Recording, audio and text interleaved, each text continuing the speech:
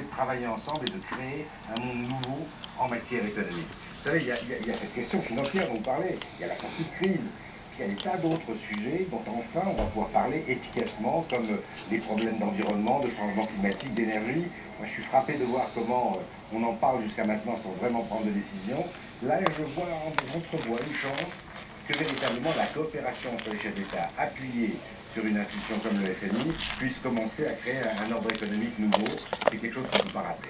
D'un mot, Dominique Strauss-Kahn, et votre voix, évidemment, votre avis est très important pour nous, puisque vous êtes d'une certaine façon le grand argentier de la planète. Chacun s'interroge. Vous en avez déjà parlé, mais est-ce qu'on peut dire d'un mot c'est la sortie de crise, elle va encore durer, il y a des signes d'espoir.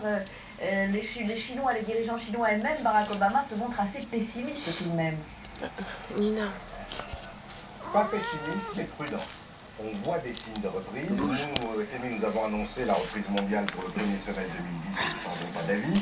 Dans certains pays un peu plus tôt, dans d'autres pays un peu plus tard. En gros, on voit la fin du tunnel. Mais le problème, c'est que le retour à la croissance, c'est pas la fin du chômage. Le chômage va continuer à augmenter. Et c'est pour ça qu'il faut continuer les politiques de soutien public.